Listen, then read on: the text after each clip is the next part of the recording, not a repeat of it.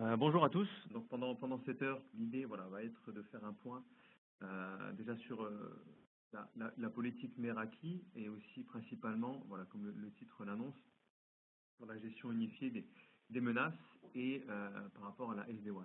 Une chose que vous avez dû entendre plusieurs fois sur ces derniers mois, plus d'une fois je l'imagine. Donc voilà, l'idée va être vraiment de s'adapter, de regarder un petit peu donc, par rapport à cette couverture ce qu'amène comme réponse Meraki avec les solutions qui vont être présentées de notre côté en fait. Bah, écoutez, je vous propose de commencer par rapport à notre présentation sur Meraki, principalement la partie Meraki MX qui va être notre combinaison UTM et gestion de trafic. Donc on va regarder ça un peu plus en détail. Tout d'abord, moi ce que je voudrais commencer c'est concrètement pourquoi Meraki. Donc vous donner une présentation plus globale voilà, de la politique Meraki, regarder un petit peu ensemble quels sont les points d'attrait et les avantages bah, voilà, de l'esprit Meraki, on va parler. Un retour un petit peu sur l'ensemble, que vous ayez une visibilité globale. Et après, voilà, s'attarder sur ce concept de la gestion de la sécurité et aussi de la gestion de trafic, notamment avec le software defined pour le One. Et donc, nous ferons un retour sur les différents produits, les différentes gammes de produits que nous pouvons avoir sur le Meraki MX. Puisqu'à savoir que de notre côté, donc je vais le présenter, on va s'adapter sur l'ensemble des types de sites ou de bureaux que vous pouvez avoir ou de problématiques, on va dire, notamment sur la problématique multisite avec un site central et d'autres sites qui soient nationaux, en France métropolitaine ou à l'international en Europe, en Amérique, etc. Alors, pour commencer, donc un petit point sur Cisco Meraki. On fera un petit point aussi sur la partie MX à la fin de cette partie-là. Mais tout d'abord, un point sur Cisco Meraki directement. De notre côté, alors à savoir qu'une petite histoire, Meraki a été fondée en 2006 à l'MIT directement, donc aux États-Unis, racheté en 2012 par Cisco. Alors pourquoi c'est important déjà pour nous?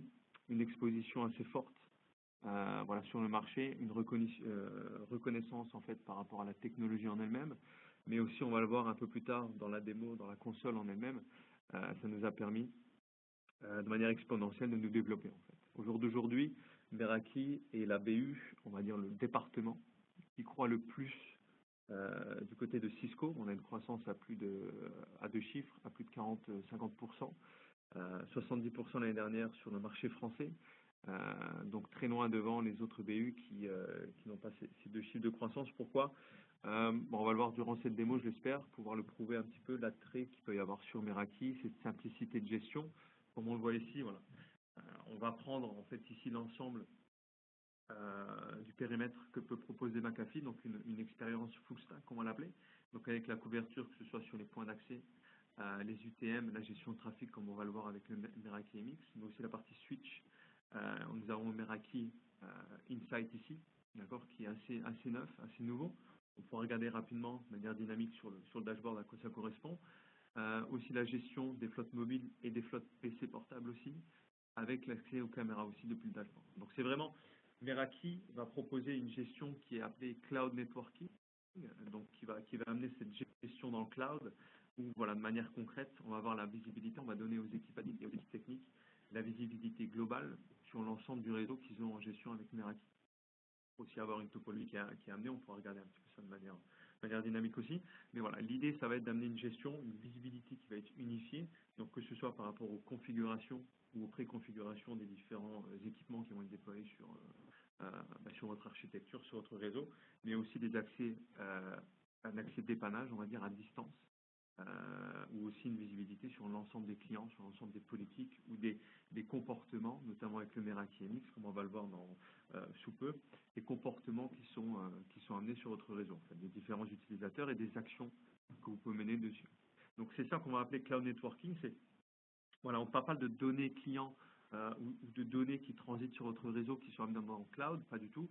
Ça va être vraiment ces données de gestion, de configuration que nous allons monter dans le cloud en fait et que vous allez pouvoir redescendre sur l'ensemble des différents équipements. Voilà. Alors, effectivement, nous de notre côté, on met comme quoi on est leader dessus, effectivement, Cloud Networking, sorti en 2006 par Meraki dessus. Et aussi quelques chiffres ici, je reviendrai un peu plus en détail quand nous serons dans le dashboard avec la croissance notamment exponentielle que nous avons eue sur Meraki depuis 2012. Alors, manière assez claire un peu pour les avantages que vous pouvez avoir avec la solution Meraki. Ici, on va avoir un setup type par rapport à la solution Meraki, donc avec les différents équipements qui peuvent être amenés en fait par rapport à votre réseau que vous pouvez amener en déploiement, notamment le setup classique qu'on va avoir, ça va être un Meraki MX qu'on appelle appareil de sécurité SD-WAN ici, qui va être en front de réseau avec en backup les switches qui vont toucher les points d'accès. Donc switch en PoE et avec les points d'accès directement, les accès Wi-Fi qui vont être déployés dessus. Donc qu'est-ce que ça amène en fait cette partie sur la gestion Meraki, déjà par rapport à la sécurité qui vous est amenée, comme c'est une solution qui est configurable et qui se gère dans le cloud, voilà, vous n'avez aucune donnée utilisateur qui passe par nos data centers. Donc ça c'est vraiment en adéquation un petit peu avec ce qui est recherché ces temps-ci, voilà, c'est qu'il n'y a aucune donnée qui transite dans le cloud, si ce n'est ces données de configuration des équipements. À savoir aussi que nous avons des data centers qui sont dispatchés de manière régionale. Donc nous en avons en Europe, notamment à Munich, à Francfort ou à Dublin, avec un développement fort qui se fait sur l'Europe, notamment par rapport aux données de croissance. Mais voilà, du data center qui est hébergé de manière régionale, notamment sur l'Europe. Et nous avons aussi des audits qui sont menés de manière régulière sur ces data centers. Donc on a des tests de pénétration qui sont faits de manière quotidienne sur chacun de ces data centers pour s'assurer de la couverture et pour assurer aussi la fiabilité derrière de ces data centers, puisqu'on garantit voilà, une haute disponibilité de ce service-là à 99,99%, ce qui est attendu d'un service de ce type-là. Donc par rapport aussi à la fiabilité, il y a un point du fait que la solution est hébergée dans le cloud, c'est que vous êtes toujours à jour. Donc les firmware, les updates qui se passent automatiquement par votre hébergement, enfin en tout cas par votre solution, votre dashboard directement. Et donc c'est poussé sur des fonctionnalités et après, donc s'il y a besoin, sur ces équipements-là. Vous êtes toujours à jour par rapport aux mises à jour qui peuvent être faites, au firmware, etc. Ou aux changements qu'on peut amener. Aussi de notre côté, on amène sur l'ensemble des équipements une garantie à vie de ces équipements à partir du moment où on a une licence qui est bien associée avec elle.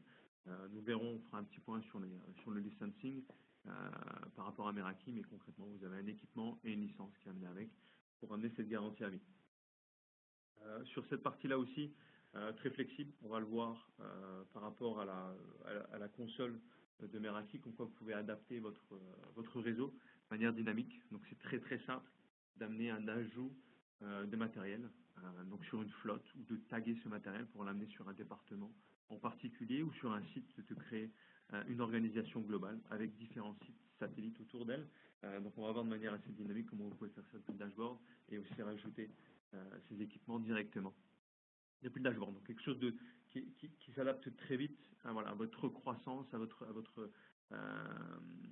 économie de votre côté, à comment vous êtes, ce que vous recherchez, et aussi à l'épreuve du temps. Donc on va écrire ça plus de manière, comme je disais, en fait c'est une solution qui va toujours se mettre à jour. Quand vous avez la licence, on n'a pas de service en plus ou quoi, des add-ons que vous pouvez mettre sur certains types de fonctionnalités, elles sont toutes amenées en même temps. Avec une seule licence. Donc voilà, il n'y a pas de restriction proprement parlée sur l'utilisation de la console Meraki avec ses fonctionnalités. Alors, un autre point, très brièvement, quand on parle de Meraki MX, donc on va parler d'une seule plateforme unifiée ici. Donc on va combiner voilà, cette capacité de gérer le SD-WAN avec les différentes politiques à mettre en place que nous pouvons, que ce soit sur le VPN, le PBR, etc. En fait, par rapport à la priorité, la quality of service, pardon, que vous voulez mettre en place dessus, mais aussi ses capacités UTM, donc Unified Threat Management, où vous pouvez gérer votre sécurité directement depuis ce même équipement. Donc on va le voir d'ici directement. On va commencer par la sécurité de notre côté, et après on regardera plus sur la partie gestion de trafic pour après basculer sur la console directement. Alors, je vais directement passer sur la partie de sécurité avec quelques chiffres. Tout de même, bon, je pense que tout le monde a cette visibilité-là. Une petite mise à jour tout de même sur les derniers chiffres que nous allons avoir de notre côté, qui sont assez conséquents. On voit notamment, c'est vrai, notamment sur la partie France métropolitaine, une concentration des menaces et des attaques qui peut se faire notamment sur le B2B et non plus sur le B2C ou sur en tout cas les particuliers, pardon. Donc on a vu une diminution par rapport à ces attaques, mais quelque chose qui va être plus ciblé, on va dire, et donc plus viral par rapport à votre activité B2B. D'accord, ou en tout cas sur les business en proprement parler, que ce soit sur les crypto-lockers, sur voilà, les ransomware ou les attaques de denied service, ça va vraiment être sur ça. Donc que l'accès va être fait par rapport aux pirates et aux attaques que vous allez pouvoir avoir. D'accord. Donc ce qu'on a besoin au jour d'aujourd'hui, c'est vraiment une solution qui va outre l'antivirus ou l'anti-phishing la mail protection, où vraiment on va avoir quelque chose de dynamique qui ne se base pas simplement sur des signatures connues, mais qui va se baser vraiment sur quelque chose qui va être qui va pouvoir s'adapter, qui va être intelligent en fait par rapport à la façon dont on va aborder ce sujet de la sécurité, puisque c'est vrai que la plupart des événements que vous allez avoir sur votre réseau vont être des événements ou des signatures qui vont être inconnues, en fait, qui n'ont jamais été vues, donc qui vont être appelés 0D ou des polymorphiques, simplement. Et donc, on va regarder comment nous, de notre côté, avec Meraki, avec Cisco aussi, brique très importante de notre côté en arrière, on va pouvoir amener cette couverture-là, donc que ce soit par rapport à une étude de comportementale, pardon, ou à une étude avec un sandboxing qui peut être fait de manière virtuelle. Donc même si le fichier est inconnu, on va pouvoir le mettre en sandboxing pour pouvoir l'étudier, regarder son comportement et prendre les actions de manière automatique toujours, puisque voilà. Sur Meraki, on va amener ce concept de simplicité, de mise en place. On verra, c'est quelques clics pour vous, un setup entre simple, avancé ou performance. Donc voilà, c'est ce qu'on demande en amont, un simple clic et vous avez la solution qui est déployée. Donc notamment, pour faire un point sur cette partie-là par rapport à la sécurisation, qu'est-ce qu'on va parler quand on parle de la solution MX, la Meraki MX. Donc je vous disais avant qu'on avait cet équipement donc, qui est fourni, donc vous avez le client en elle-même, mais vous avez aussi une licence. Et cette licence-là va couvrir tout ce qui est maintenance, support, ça va couvrir aussi tout ce qui est update firmware. Donc par exemple, c'était il y a 3 ans, si quelqu'un avait pris une licence de 5 ans sur un de nos MX, nous n'avions pas quelques-unes de ces fonctionnalités, par exemple le SD1 ou le traffic shipping ou ces choses-là. Cette mise à jour en fait permet au client, à l'utilisateur, même s'il a acheté ça il y a 3 ans, de bénéficier directement de cette fonctionnalité sans surcoût. D'accord. Donc sa licence ne change pas, elle ne changera pas à son renouvellement non plus. On garde cette politique en fait d'accès global à l'ensemble des fonctionnalités.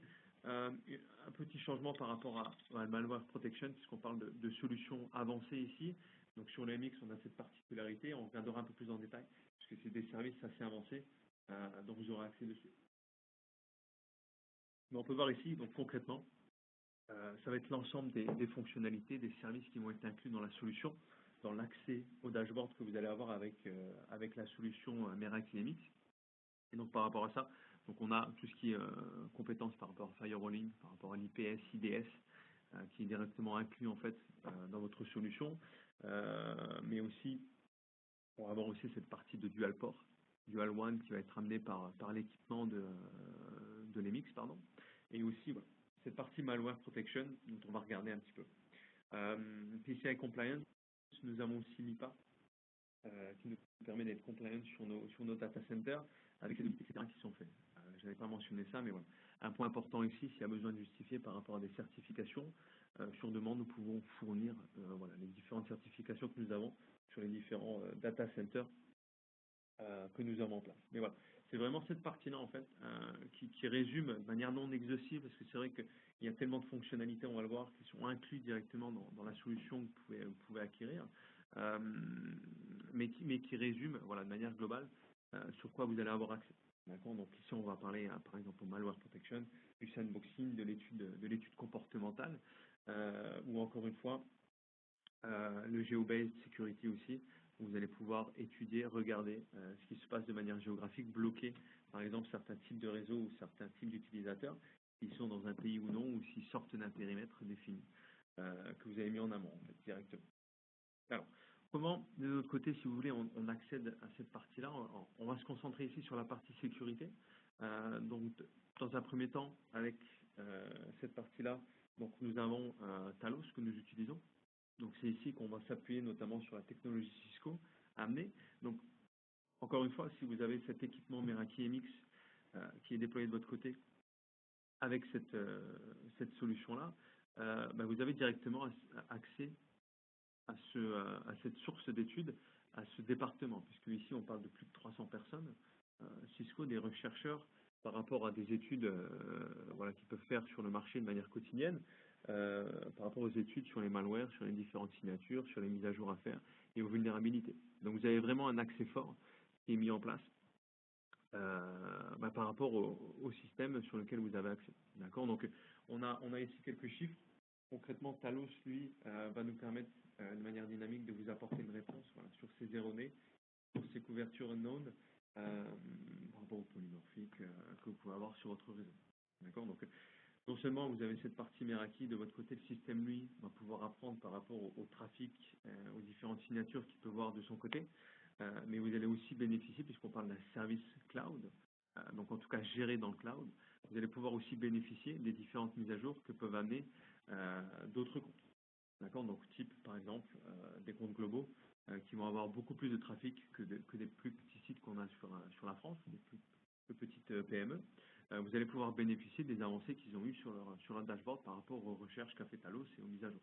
Donc là, on parle de Meraki, mais on parle aussi de Cisco.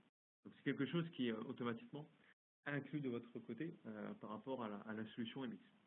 D'accord. Donc on regardera un petit peu dans la console directement à quoi ça correspond, comment vous pouvez avoir accès à ça, si vous voulez, de votre côté, un simple clic, notamment avec l'IPS, IDS, donc que vous avez de votre côté sur la console en elle-même. Voilà. Donc ça c'était pour la partie sécurité. Alors, pardon, je voulais juste reprendre sur cette partie-là, par rapport à la sécurité, pardon. Donc nous avons cette threat grid qui va être voilà, le Talos, le Cisco Talos, et nous utilisons aussi l'AMP de Cisco, donc l'Advanced Malware Protection, qui va voilà, être ici cette partie supplémentaire, cette partie en plus, cette recherche avancée, on va dire, sur l'inconnu, sur le 0D, sur le polymorphique, que vous allez pouvoir avoir, qui peuvent essayer d'introduire votre réseau. Donc ça va vraiment être ici, pour l'AMP, que nous allons proposer ça aussi depuis votre console de manière dynamique pour l'activer. Vous allez avoir accès à cette Advanced Research qui est possible avec le Meraki. Donc c'est vrai que par rapport à ce module, comment dire, ce setup ici, vous pouvez mettre en place. L'intérêt avec le Meraki MX, c'est que vous pouvez compléter une solution sur poste client, sur serveur que vous avez. Donc, au lieu d'avoir tout sur le poste client, une solution assez lourde qui fait antivirus, anti-malware, avec de l'intelligence artificielle, etc., qui va faire du sandboxing, que ce soit en local ou sur une machine virtuelle de votre côté sur un serveur, on va pouvoir proposer en tête de réseau, directement avec le MX, pouvoir s'adapter déjà par rapport à la bande passante, etc., que ça peut demander par rapport à votre trafic, de faire les études, etc. Nous avons différents modèles justement pour prendre ça en charge, mais vous pouvez mettre ça en tête de réseau justement pour libérer de l'espace et avoir une meilleure expérience client, en tout cas sur l'utilisation et l'expérience sur les PC, les utilisateurs qu'il peut y avoir ou les accès qui sont demandés aux différents serveurs. Donc aussi, c'est pour ça qu'on le propose avec le MX directement. C'est vrai que ça vous permet, vous, d'avoir un simple antivirus, voilà, pour être compliant de votre côté par rapport au poste client. Et l'entrée réseau, vous avez cette solution en première brique et une solution avancée, vous pouvez rappeler, qui est l'AMP de Cisco. Et donc là aussi, on parle d'un système dynamique, intelligent, qui va voilà, amener des mises à jour de manière quotidienne, de manière très fréquente même, et aussi amener ce sandboxing qu'il peut y avoir sur voilà, de l'inconnu, être dynamique sur cette partie-là. Voilà, donc ça c'était pour finir sur la partie sécurité. On regardera un peu plus en détail dans la console directement, donc déjà comment avoir accès à ces parties-là et qu'est-ce que ça représente en fait pour nous. Un autre aspect de la partie Meraki MX, donc de l'UTM, va être cette partie sur la connectivité et la gestion des différents trafics que vous avez, donc des différents WAN. De notre côté, on a combiné, on va dire, ces parties-là sous une même appliance qui fait office du thème et de cette partie SD1, gestion de trafic, on va appeler ça. Donc notamment pour répondre à des problématiques, on va dire qu'elles soient globales ou qu'elles soient sur PME, PMI. Donc pour couvrir aussi l'ensemble de la gamme qu'on verra par la suite, que ce soit pour du non-racking ou pour de la solution enterprise qui va se mettre en tête de réseau avec de l'SFP, voilà, avec du digging dessus, on va avoir accès aux mêmes fonctionnalités. D'accord? Donc peu importe le appliance que vous avez, les fonctionnalités restent les mêmes, que ce soit sur la sécurité ou sur, voilà, sur la gestion de la connectivité, la gestion des lignes Internet que vous avez de votre côté. D'accord? Donc un peu quelques points ici qu'on va pouvoir regarder dans la console directement de manière dynamique, mais par rapport au Meraki MX, ce que ça peut vous apporter, voilà, ça va être cette gestion sur le dual port, sur un double WAN, donc deux lignes WAN que vous allez pouvoir avoir directement sur le MX. Vous allez pouvoir mettre en load balancing ou en failover aussi. D'accord? Donc on va avoir différentes politiques que vous allez pouvoir mettre en place de votre côté, justement pour pouvoir gérer une quality of service de votre côté. Donc que ce soit par rapport à l'expérience sur la WAN 1 ou sur une WAN 2, si vous avez deux fournisseurs d'accès, ou aussi sur certains types de services. Donc c'est là qu'on va parler plus de PBR, donc du Policy Based Routing, où on va pouvoir mettre de notre côté, par exemple, avec le Quality of Service, une règle générique globale, on va dire, sur votre dashboard par rapport à l'utilisation des lignes, mais après aussi mettre une policy-based routing, donc on va pouvoir mettre sur un certain service type VoIP, que ce soit du Skype ou du WebEx, voilà, passer outre ces politiques qui sont mises en place pour l'ensemble du réseau et mettre une politique spécifique à ces types de services. Ça peut marcher dans l'autre sens aussi, puisque là on parle de priorité, mise en priorité sur le réseau, mais voilà, ça peut être un autre type à l'opposé. Je veux que mon gaming soit bloqué ou soit limité à, par exemple, 100 kilobits de téléchargement maximum sur l'ensemble de mes utilisateurs. Donc ça, c'est aussi quelque chose qui est possible. C'est là qu'on va parler de traffic shaping, de quality of service, de cost sur notre côté. On parle aussi ici le LTE failover, donc ça, on va parler de la partie cellulaire. Donc l'ensemble des Meraki MX vont proposer ce dual one avec les deux fournisseurs d'accès, le load balancing, etc. Et un failover de possible aussi sur une ligne cellulaire que vous pouvez avoir en plus, que ce soit par rapport USB ou directement, notamment on verra par la suite les 67-68 AMX, les nouveaux que nous avons, proposent directement un slot pour la carte SIM, d'accord, à la manière un peu de l'iPhone. Donc on a ces pré-built directement pour ces équipements-là. Aussi de notre côté, là ici on voit le graphique, ça représente le site-to-site VPN, donc concrètement le mettre en place, que ce soit par exemple en full mesh ou en hub and spoke directement. Donc on va voir par simple quelques clics, vous pouvez définir voilà, un type de VPN directement depuis la console de gestion. Donc de manière concrète, si vous voulez, vous avez l'ensemble qui est géré de manière dynamique, avec aussi ce traffic shaping qui peut être fait outre en passant par ces différents setups que vous pouvez faire. Une manière de regarder un petit peu, notamment sur la partie VPN, on le verra par la suite, mais c'est vrai que vous voyez ici les utilisations et les pertes de paquets qu'on peut avoir, ou la latence ici, pardon, qui peuvent être faites directement entre ces lignes VPN. Donc la haute disponibilité, on l'a vu, le traffic shaping, c'est là qu'on va parler, voilà, de la mise en priorité de certains services sur certains utilisateurs ou sur l'ensemble des utilisateurs. Voilà. Pour partir sur la partie SD-WAN, donc là c'est un petit graphique un petit peu pour expliquer sur cette partie-là concrètement de quoi est-ce qu'on va parler sur cette partie SD-WAN. Donc, je pense que tout le monde connaît le principe par rapport à ce software-based define, gestion sur le WAN, pardon. Donc vous allez pouvoir mettre en place différentes politiques, voilà, pour balancer, gérer plusieurs lignes Internet que vous allez avoir, que ce soit simplement par rapport à une ligne MPLS que vous avez, bon, qui ont une disponibilité mais qui n'est pas forcément la plus pratique sur une gestion multi-site, et aussi d'un point de vue financier qui peut être un coût, mais aussi sur la partie des gestions des différents accès ou des différentes mises en priorité, sur le cost notamment. Donc par rapport à ça, c'est vrai qu'on a différents exemples, notamment par rapport à une gestion entre MPLS au débit, mais aussi surtout par rapport à une gestion de deux lignes au débit, de deux lignes Internet directement, que vous pouvez faire, que vous pouvez mettre en place de votre côté en fait. Donc je vais juste basculer, sortir un petit peu de cette partie sur le PowerPoint pour reprendre un petit peu de notre côté par rapport à notamment la partie SD1, la gestion du VPN, pardon, de manière automatique. Qu'est-ce qu'on parle concrètement quand on parle de mise en place de haute disponibilité par rapport à la mise en place de ces VPN. Donc on retrouve ici cette partie sur le VPN, à savoir aussi de notre côté, donc on va prendre en charge l'ensemble des types d'adressage IP, l'ensemble des fournisseurs aussi, s'il y a cette partie en cellulaire de votre côté, et l'encryption peut être utilisée en AES ou en IPsec. D'accord, donc c'est quelque chose qui va se mettre en place directement par rapport à la ligne VPN que vous allez choisir, que vous allez monter de votre côté. Voilà. L'intérêt aussi, comme on le voyait, si vous avez plusieurs lignes Internet, vous allez avoir plusieurs possibilités euh, de gestion en fait, de votre environnement, de votre architecture. Donc, on va pouvoir de manière dynamique créer plusieurs lignes sécurisées qui vont être disponibles et qui vont permettre, on va dire, aux utilisateurs de garder cette expérience, on va dire, en priorité sur, voilà, sur leur service, sur sur l'expérience directement.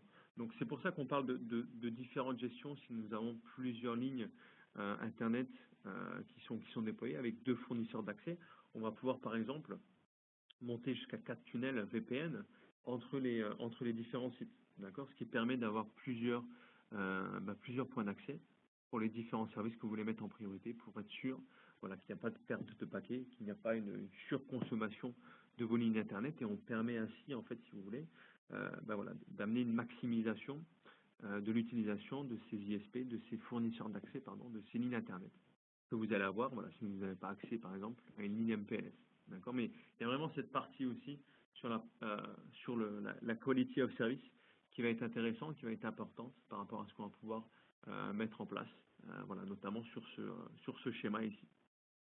Voilà. Donc ça, c'était pour la partie sur la SD1. Hop.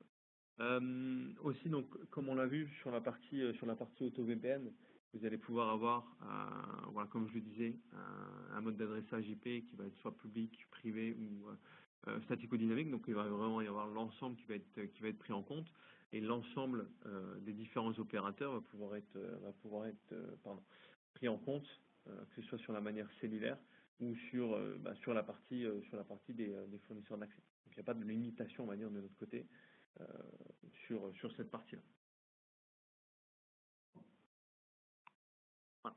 Donc, aussi un autre point, donc de manière automatique, si vous voulez, on va avoir cette partie, comme on le voyait, avec ces 4 tunnels qui vont pouvoir être mis en place de notre côté. Voilà, c'est vraiment, si vous avez ces deux points d'accès, cette partie-là, notamment on parle de double VPN ici, qui va amener cette sécurisation sur votre expérience client, mais aussi voilà, sur l'accès en priorité que vous allez pouvoir mettre sur les différents services. Donc on a vu aussi, j'avais parlé du PBR, donc de la Policy Based Routing, qui va permettre de, par exemple, ici on le voit Business Critical, si vous avez une VoIP, vous pouvez le passer directement sur l'ISP numéro 1, sur la ligne numéro 1 que vous avez, et tout le reste sur la ligne numéro 2. Voilà, vous pouvez mettre en place différents types de ce que vous acceptez en termes de latence sur vos lignes Internet ou en termes d'utilisation pour pouvoir faire la bascule automatiquement ou de manière définie en fait, par une politique comme le PBR en fait, permet. Voilà. Ou sinon, voilà, vous pouvez le mettre de manière automatique. Le VPN va pouvoir choisir les différentes lignes qui vont mettre en place de manière dynamique.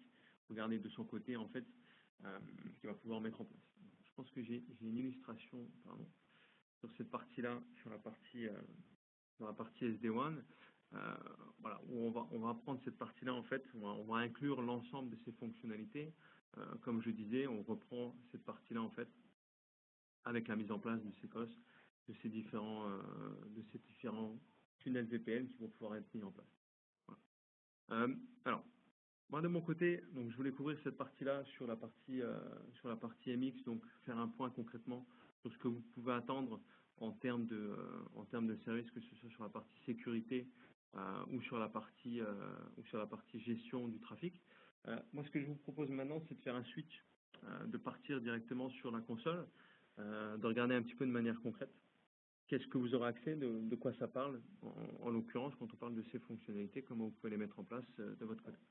Simplement faire un changement moi sur la console. Alors, donc ici on a le site internet de Meraki. Donc comment vous pouvez accéder à la console, de manière la première fois, on va dire, notamment quand vous recevez le point d'accès après ce webinaire. Vous pouvez aller directement dans Login. Donc ça, c'est le site internet pardon, de Cisco Meraki, et vous pouvez créer un compte directement. Donc à partir de là, ça vous donnera accès à une console, donc à vos droits d'accès, vos droits d'utilisateur directement depuis cette partie-là. Je vais juste ouvrir la console de mon côté. Donc on va pouvoir regarder un peu plus en détail cette partie sur MX. Alors, voici un peu la console de manière globale. Donc si c'est la console Meraki qui va globaliser l'ensemble des réseaux qu'on a déployés dans le monde. Donc à savoir, c'est vrai que moi je parlais notamment d'un moment en fait qui a changé pas mal de choses pour nous, qui est en 2012 avec l'acquisition de Cisco. Ici, de notre côté, on voit qu'on a 1 700 000 réseaux actifs dans le monde. Il faut savoir qu'en 2012, on était à 400 000, 450 000 réseaux actifs depuis 2006 de notre côté. Donc il y a vraiment eu une croissance forte qui a été mise en place avec l'acquisition, le travail que nous avons fait avec Cisco pour développer, que ce soit sur les équipements, aussi sur les fonctionnalités et aussi la gamme de produits qui a beaucoup évolué depuis cette acquisition-là. Donc nous allons couvrir l'ensemble des verticales qu'il peut y avoir en fait sur les différentes problématiques, que ce soit par rapport à l'hôtellerie, l'éducation, tout ce qui va être B2B, tout ce qui va être aussi PME, PMI de notre côté, notamment avec la gestion des différents sites et du site-to-site VPN. Et donc voilà, on a une vision dynamique et cette vision-là, vous pouvez la retrouver. Donc moi, je vais basculer sur l'organisation de Meraki directement pour un peu vous montrer qu'est-ce que vous pouvez attendre de la visibilité sur le dashboard de Meraki. En fait. Si vous avez plusieurs sites, on pourrait avoir cette visibilité-là où on voit en un seul clic, en fait, on voit nos différents sites avec les différents réseaux qui sont dessus et on voit par un simple code couleur l'état, s'ils sont en ligne, hors ligne, ou s'il y a un souci d'accès ou un souci en fait avec certains équipements. Donc on voit ici notamment du orange, notamment du rouge sur San Francisco. C'est normal puisque c'est là qu'on a aussi la partie testing, la partie engineering qui va être mise en place. Donc nous, ce qui nous intéresse, on va regarder sur Londres, où on est basé pour le siège social Europe, chez Meraki. Et donc on peut retrouver directement ici l'ensemble des réseaux. D'accord. Donc moi, je vais avoir une arborescence qui va pouvoir être mise en place. Ici, où je vais avoir mon organisation, comme on le voit ici, qui va être Meraki, avec les all network. Mais après, en dessous, voilà, j'ai plusieurs réseaux de mon côté avec les différents sites que j'utilise. Par exemple, si je vais aller sur Finsbury qui est à Londres, je peux aller directement par un simple clic ici, mais je peux aussi directement de manière dynamique aller voir ce qui se passe sur la partie de Sydney. D'accord. Donc, de cette façon-là, si vous voulez, moi j'accède directement au réseau d'une manière globale. Ici, je vois les différents clients. Je vois aussi mon utilisation par rapport à la bande passante, etc. Et je vois les différents clients, l'utilisation qu'ils ont, les adresses IP. Je peux, de manière dynamique, personnaliser ce que je recherche en fait comme information, qu'est-ce que je veux en plus. Voilà, l'utilisation, sur quel VLAN ils peuvent être mis, sur quelle politique ils ont été mis en place. Et je peux regarder aussi voilà, l'utilisation de mon réseau à un certain instant T. Donc c'est quasiment direct, on a quelques secondes de décalage, on va dire, mais on parle de temps réel sur l'information, ce niveau d'information que vous allez avoir. Donc là, on parle sur All, mais j'ai accès à cette visibilité à partir du moment où j'ai une appliance, un équipement Meraki, que ce soit les points d'accès avec nos MR, que ce soit les switches, ou que ce soit dans notre cas le Meraki MX. Donc ici, moi j'ai aussi cette visibilité-là. Là, on part du principe que je n'ai que du Cisco Meraki MX qui est déployé sur mon réseau. D'accord. J'ai quand même cette visibilité. Je vois tout de même l'utilisation de mon réseau. Je vois quand même les différents utilisateurs. Je peux à tout moment télécharger. On le verra, c'est quelque chose qui revient à chaque fois. La possibilité de télécharger ces différentes données, ces différents logs que vous pouvez avoir de votre côté. Mais je peux aussi avoir accès à la visibilité sur les applications qui peuvent être utilisés dans mon réseau. D'accord. Donc, on peut regarder de manière dynamique ce qui est utilisé. Est-ce que c'est bien aligné avec la politique de notre société? Est-ce qu'il y a des actions à prendre? Donc voilà, de manière manuelle, moi je peux le faire, je peux avoir cette visibilité-là. Et si je veux en amont, après un mois d'utilisation, je me rends compte qu'effectivement, Sur iTunes, j'ai beaucoup trop, ou sur Spotify, j'ai beaucoup trop d'utilisation. Ça me prend trop de bandes passantes dessus, où je veux simplement pas que mes utilisateurs l'utilisent. Je peux prendre des actions. Par exemple, je peux aller directement sur Spotify, regarder les différents utilisateurs qui utilisent ce service-là, en fait, avec quel type euh, comment dire, de portion, donc d'utilisation, à quel niveau ils l'utilisent. Donc on voit sur Nose 2, donc il me semble simplement, et l'appareil dessus qu'ils utilisent, enfin bref, utilise 70% du réseau. Donc je pourrais prendre une action directement sur Louise, par exemple, qui est la deuxième, qui est un utilisateur ici de MacBook Pro. Je pourrais prendre une action sur Louise, voilà, en regardant directement qu'est-ce qui se passe avec Louise, où est-ce qu'elle est basée, sur quel, je peux avoir accès aussi à la topologie, sur quel point d'accès elle se connecte, etc., pour pouvoir localiser, on va dire, sur la map, sur le plan, regarder un petit peu où est-ce qu'elle est basée, regarder en fait les différents accès qu'elle peut avoir, etc. Et donc je peux regarder ici les différentes politiques qui sont mises en place, on va dire, pour cette personne-là, et je peux pousser de manière voilà, simplement manuelle et voilà, en réaction, on va dire, ou en tout cas sur une première mise en place des différentes politiques, si je veux apprendre de mes utilisateurs ou de mon réseau, je peux le faire ici, je peux bloquer cette personne-là ou je peux mettre en place une groupe policy. D'accord. Donc là, on n'a pas par exemple une groupe policy pour musique, mais on peut imaginer que nous mettrons en place, par exemple depuis la Security Appliance ici, une politique spécifique pour la gestion de la musique. Et donc du coup, je pourrais pousser cette politique-là sur cet utilisateur. Voilà. Mais si un travail est fait de tag en amont, en fait, si vous voulez, lui, il le recevra puisqu'elle est basée sur Meraki Sydney. Donc, je pourrais mettre en place une politique commune pour Meraki Sydney pour l'ensemble des utilisateurs sur l'utilisation du service musical. Voilà. Ça, c'est quelque chose qui est possible aussi. On peut arriver, donc comme on l'a vu, donc on a cette visibilité globale qui est amenée, en fait, on va dire, par l'arborescence, et on n'a plus de manière dynamique si vous voulez en fait basculer sur l'utilisateur, regarder un petit peu par rapport à l'utilisation de notre réseau, de toutes nos applications, et cet utilisateur-là, on peut prendre des actions directement sur cette personne ou sur cet utilisateur directement. Donc voilà ce que va apporter un petit peu la console, le dashboard de Meraki. On voit les différents services ici que vous avez. Donc on a l'ensemble de la couverture, excepté les caméras ici sur Sydney, elles sont sur San Francisco.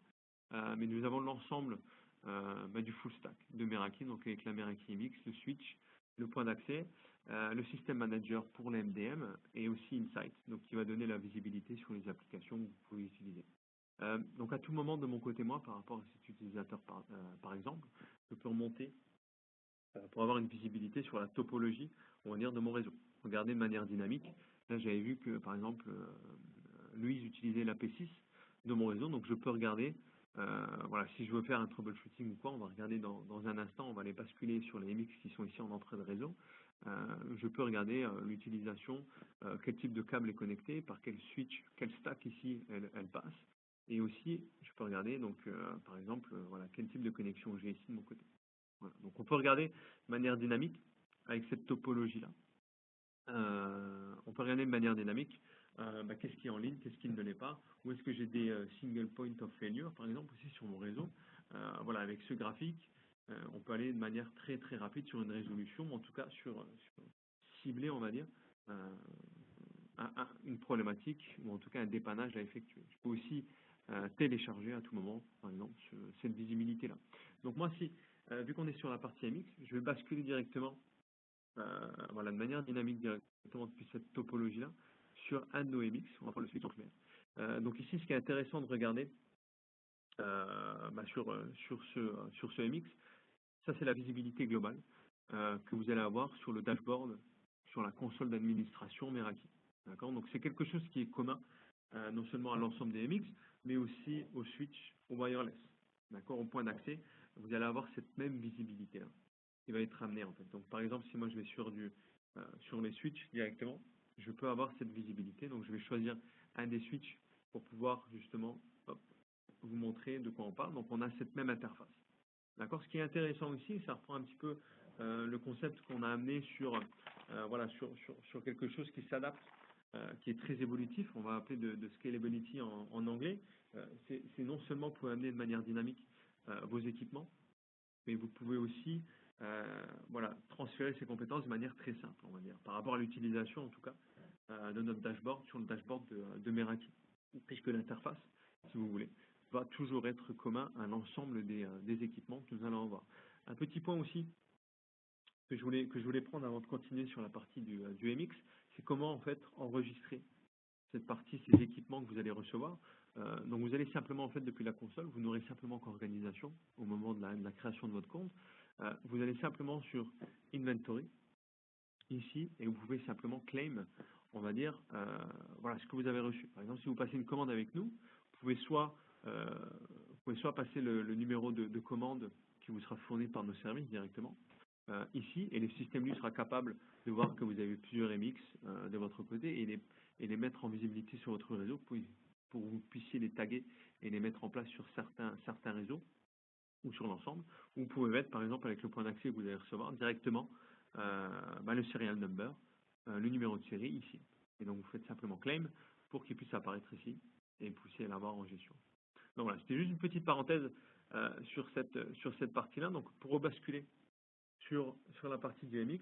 Donc là, moi, j'ai la visibilité sur l'ensemble. Je vois l'état de ma connectivité sur les dernières 24 heures. Je peux regarder jusqu'à les derniers 30 jours de mon côté et je vois ici les ports qui sont utilisés. D'accord? Donc je vois quel port 9, port 8, etc. Et je vois aussi que j'ai deux lignes One que je retrouve ici qui sont en gestion. On va voir sur Sydney, ils sont plutôt en gestion sur la ligne One 2. C'est là qu'ils ont mis les priorités, par exemple, au trafic shipping, à la mise en priorité au COS.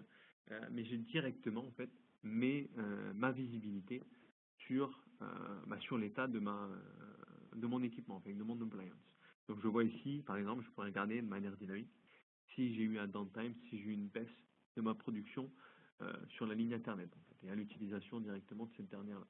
Donc on voit aussi, moi j'ai pris le MX1, mais on a MX2 qui est représenté ici, puisqu'on va être sur un modèle actif-passif, sur la partie MX. D'accord? Donc on peut amener cette redondance, cette garantie, ou en tout cas cette garantie de service, oui, avec une warm spare, si on appelle ça, donc qui est là en backup, au cas où cette première, ce MX1, tomberait. D'accord? On n'est jamais à l'abri d'une défaillance technique, ou après quelques années, on sait que ce soit par rapport à l'alimentation, par rapport au ventilateur dessus, il peut y avoir une coupure ou autre. Donc j'ai ici ma spare qui est prête, qui reçoit un ping en fait de manière très régulière du MX1, et si ce ping s'arrête, le MX2 automatiquement reprend la configuration qui est sur le dashboard et va reprendre la gestion du site internet, d'accord, des sites de Day One, pardon. Donc pour que je n'ai pas de coupure dans mon service. Donc ça, encore une fois, ça se fait de manière automatique et j'ai cette visibilité ici. En fait. Donc là, je peux voir aussi les différents statuts de mes One. C'est là aussi, par exemple, là on n'a pas de ligne cellulaire, mais je pourrais aussi avoir l'état de ma ligne cellulaire. Donc je pourrais regarder, je pourrais avoir 3 lignes au total pour concrètement amener ma configuration dessus. Et j'ai aussi le même historique, on regardait. Voilà, très utile si vous avez un argument ou en tout cas vous avez besoin de regarder avec votre fournisseur d'accès. Vous pouvez amener des données, voilà, expliquer qu'ici on a une coupure, donc on a du tout basculer sur la ligne 2, etc. En fait. Donc on va voir avec le COS notamment comment pallier à ça, mais ça vous donne des outils pour que vous puissiez regarder avec votre fournisseur d'accès. Autre point important, très intéressant ici, on peut avoir tools, donc qui vont être les outils, et on peut amener ce dépannage, cet accès en remote à ces équipements de cette manière-là en fait. Donc vous allez pouvoir de manière directe ramener des tests de fonctionnement ou des tests, on va dire, de support, de troubleshooting directement depuis cette fenêtre-là. Je peux regarder un petit peu quel type de mot de passe j'ai sur mon côté. Je peux faire un ping sur cette appliance-là, voir si elle me répond, si elle est toujours en ligne, etc. Ou s'il y a un souci. Et je peux regarder, c'est là que c'est intéressant de regarder sur la topologie, je peux basculer sur cette topologie-là, regarder par exemple s'il y a des câbles n'est pas down ou s'il y a un souci en fait par rapport à ces connexions-là ici que je peux avoir. D'accord? Donc je peux le voir de manière dynamique ici. Donc ça peut être intéressant. D'accord? Donc ici, cette visibilité-là de topologie est amenée avec les switches qui sont déployés. Alors, de mon côté, dans un premier temps, on avait vu cette partie sur la protection, on va dire, la gestion des menaces. Donc c'est ici ce que je vais retrouver.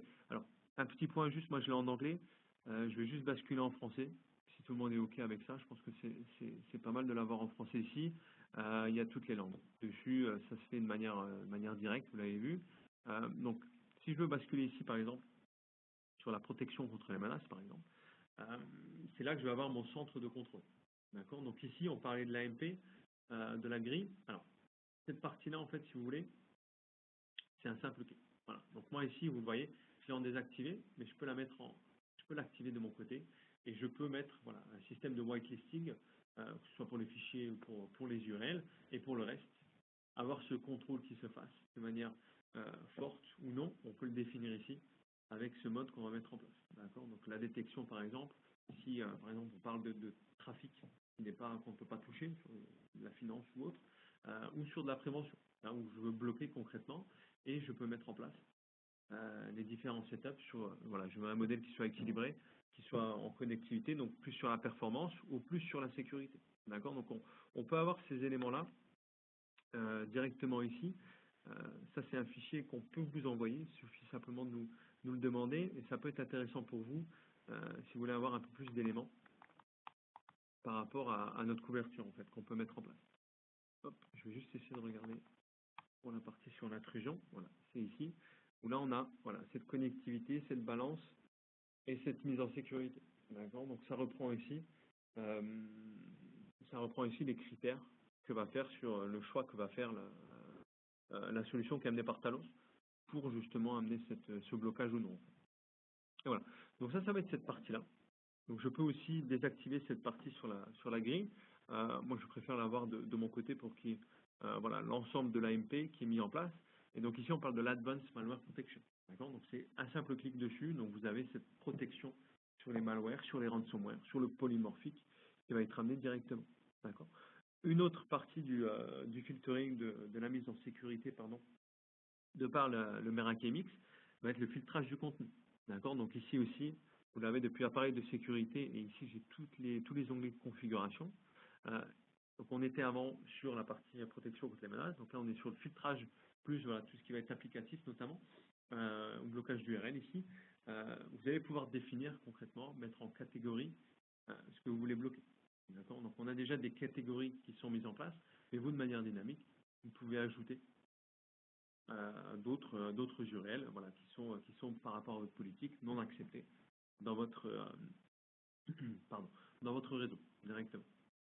Voilà. Donc ici, c'est ici que je vais avoir voilà, cette possibilité de filtrage de ce contenu, de mise en place, on va dire, de ces politiques et de blocage, par exemple à la fraude ou l'alcool et tabac, si c'est relié, par exemple, aux recherches qu'ils peuvent faire sur le réseau. Il y a ces catégories qui sont mises en place et aussi, voilà, on a ces drop-down menus pour avoir, voilà, s'il y a une étude qui est faite sur l'ensemble de la liste ou si on veut maximiser en fait sur ceux qui sont plus souvent utilisés, simplement pour garder une performance qui va être celle que vous allez rechercher de votre côté. Alors, ça c'était sur la partie sécurité de notre côté. Pardon, il y avait le pare-feu aussi pour le firewalling. Donc vous l'avez juste ici aussi, voilà, que ce soit pour la couche 3 ou notamment pour les applicatifs. Bon, je n'en ai pas ici, mais on peut imaginer qu'on cherche à ajouter quelque chose.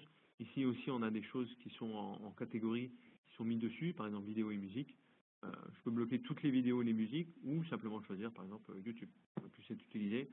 Et voilà. Donc ici, par rapport à ce trafic-là, je vais bloquer tous les accès qui vont être faits pour accéder sur l'adresse YouTube ou sur l'application de YouTube directement. D'accord? Donc ça, c'est sur ces parties-là. En fait, on voit ici pour la couche 3, bon, tout est autorisé. Si vous avez des règles que vous voulez mettre en place, vous simplement appuyer sur cette partie-là, choisir sur le protocole que vous voulez mettre en place et amener ce DNI ou tout autoriser. D'accord? Donc pour que ça passe outre les différentes règles que vous pouvez mettre en place. Donc, pour la partie VPN aussi, j'avais regardé avec vous, donc pour la mise en place qui se fait en quelques clics. Donc c'est ici que vous allez avoir accès en fait. De votre côté, ce sera sous désactivé. Et ici, c'est là que je vais pouvoir choisir mon hub, mon SPOC et aussi rajouter l'ensemble des VPN, des sous-réseaux, des VLAN, pardon, qui vont être mis en place sur ces VPN en fait directement. D'accord? Donc ici je fais mon choix. Par exemple, Ciné est mis en POC et travaille avec les hubs de San Francisco, London notamment. D'accord? On peut avoir un graphique. Mais concrètement, c'est ici que je vais pouvoir définir mon hub, mon SPOC et avoir mon, voilà, par exemple ici, mon hub qui se connecte et je peux avoir une full mesh entre Sydney et San Francisco pour la gestion en fait du VPN directement. Je peux avoir une manière dynamique, une visibilité sur le statut de mon VPN qui va être ici. Et là, je peux voir concrètement les connexions, la qualité, on va dire, de la connectivité et la latence qu'on peut avoir, les pertes de paquets que je peux avoir entre ces différents sites. D'accord. Donc, par exemple, je vois avec la communication avec Finsbury, qui est notre office à Londres, donc là de Sydney jusqu'à Londres, mais aussi de manière dynamique, et on voit le graphique changer par rapport à ces VPN, en fait, ces connexions qui sont mises en place. Voilà. Donc ça, c'est intéressant. Si vous avez plusieurs sites, une problématique globale, vous pouvez mettre en place ce fonctionnement en SPOC comme à Sydney, où vous pouvez mettre, donc j'avais couvert un petit peu avec le full mesh, je vais juste reprendre dessus. Vous pouvez aussi le mettre en place de votre côté. Donc ici, on voit le site-to-site VPN. Donc je mets en place comme SPOC, mais je peux aussi mettre en full mesh. Donc c'est-à-dire que l'ensemble est un hub et l'ensemble des sites pour communiquer l'un avec l'autre, en fait. D'accord. Donc ça va être si moi je mets tous mes sites sous hub, ou si j'ai un hub principal, ou deux, voilà, ici on en a deux par exemple, ils vont communiquer avec l'ensemble des SPOC. Voilà, mais les SPOC ne communiquent pas entre eux. Donc c'est de ça qu'on va parler quand on parle de hub ou de SPOC de notre côté. On conseille aussi peut-être sur ce graphe, ça peut être intéressant si vous avez plusieurs branches, notamment un siège social global et des branches régionales, avec différentes branches qui sont plus départementales. Vous pouvez mettre le régional aussi en tant que hub qui va remonter, sur le site global directement. Voilà. Donc ça peut être aussi cette façon-là d'avoir plusieurs hubs, plusieurs SPOC connectés à certains hubs, mais vous le faites en quelques clics. Voilà, donc c'est comme ce qu'on voyait ici. Ce VPN-là se met en place voilà, simplement sur quelques clics et on peut ajouter l'ensemble des VLAN si vous voulez ou faire une remontée en fait d'une intricité directement de manière manuelle. Voilà. Donc ça c'est pour la partie sur le VPN. Donc on a un peu pris par le temps. Alors, désolé si je prends un peu plus de temps que prévu, mais encore quelques minutes sur ça, pour notamment sur le traffic shaping qu'on parle.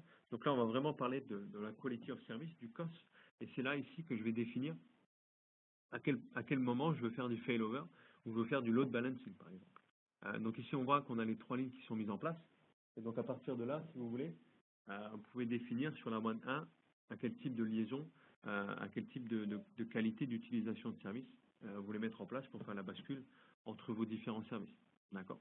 Donc c'est là aussi, par exemple, que je peux mettre en place, vous voyez, la policy-based routing, avec notamment voilà, l'utilisation du WAN 1 ou WAN 2, si je veux, par exemple, pour ces services-là. D'accord. Donc je peux mettre un trafic Internet spécifique, ou je peux mettre ici quelques services. Ici, on parle de la voice, de la VoIP, qui va se mettre en plus sur le réseau, directement. D'accord. Donc c'est ici qu'on va avoir cette utilisation-là. Par rapport à la gestion des deux lignes, faire ce load balancing, on va dire, qui va être activé ici. D'un simple clic, je mets en place mon load balancing avec la répartition des charges ici en français. Mais c'est ici qu'on va le faire. Et donc après, de mon côté, par rapport à la régulation du trafic, le traffic shaping, comme on le disait ici, on a deux types qui vont être mis en place. Ici, pour tous les sites peer-to-peer, tous les jeux, on va limiter l'accès, l'utilisation de la bande passante pour l'ensemble des utilisateurs à 100 kilobits. On le met en priorité faible. Par contre, en parallèle de ça, j'ai l'ensemble des VoIP qui va être en élevé et qui va passer outre les différentes règles qui sont mises en place et qui limitent l'accès aux autres services. Voilà. Donc comme ça, je suis sûr d'avoir une quality of service sur ma partie, sur cet ensemble-là. Voilà. Donc moi, c'était un petit peu ce que je voulais couvrir sur l'ensemble. Je vois qu'on est quasiment sur les midis, donc je ne vais pas vous prendre plus de temps. Un autre point aussi, de manière dynamique, pour avoir accès à notre centre de sécurité. Donc ici, vous avez accès directement aux différents événements, aux différents logs qui ont pu arriver voilà, depuis la console, depuis Sydney en fait, et je peux voilà, cliquer directement dessus pour regarder les différents événements qui ont eu lieu par exemple sur les dernières 24 heures ou sur une journée en particulier. D'accord. Et je peux à tout moment aussi télécharger ces données-là pour faire du reporting ou pour faire simplement une historisation de ces problématiques, de ces événements-là. D'accord. Alors, donc ça c'était pour la partie sur la démo. C'est à peu près de manière très rapide. Voici la gamme qu'on va avoir sur l'ensemble des Meraki MX. Donc ça va être la visibilité. Moi, je parlais des différents modèles, pardon, qui étaient le 67-68 ici, qui vont amener cette partie cellulaire qui va pouvoir s'ajouter directement avec la carte SIM, donc plus par USB. Donc un gros point d'avancée ici. Et qui offre aussi, pardon, cette capacité Wi-Fi. D'accord. Donc avec le W de notre côté ici, c'est ce qu'on va appeler le 68 cellulaire Wi-Fi, donc qui va amener le partage de connexion directement sur ces petites structures. Donc on peut imaginer par exemple un MX250 ou un MX450 en tête de réseau pour l'ensemble, on va dire pour le site global du siège social, et avoir soit du Z3C ou soit du MX68 qui va être sur les petites branches pour amener la connectivité, le filtrage et aussi la quality of service puisqu'on va descendre les mêmes fonctionnalités. Peu importe, peu importe le niveau de l'équipement que vous allez pouvoir prendre avec nous en fait. Voilà. Donc moi c'était un petit peu l'ensemble que je voulais faire. On avait vu aussi cette partie sur le licensing. Donc de manière très rapide, voilà, un petit peu les services sur lesquels vous avez accès avec les licensing enterprise qui sont en place. C'est une petite particularité avec le MX puisqu'on a cette licence sécurité avancée aussi qui va être proposée. D'accord. Donc qui donne notamment accès à la Threat Grid et notamment à l'AMP, la protection malware avancée de Cisco. D'accord. Donc à regarder sur cette partie-là. Nous pouvons, euh, moi je vous invite à retourner sur cette adresse mail, d'accord, pour notifier de votre intérêt. J'espère que vous avez pu voir avec cette présentation un intérêt en fait par rapport à la solution Meraki MX, mais aussi si vous avez des demandes spécifiques, des questions. Je vous remercie de votre attention, de votre participation et de votre temps en tout cas sur ce webinaire. Je vous remercie encore une fois. Au revoir.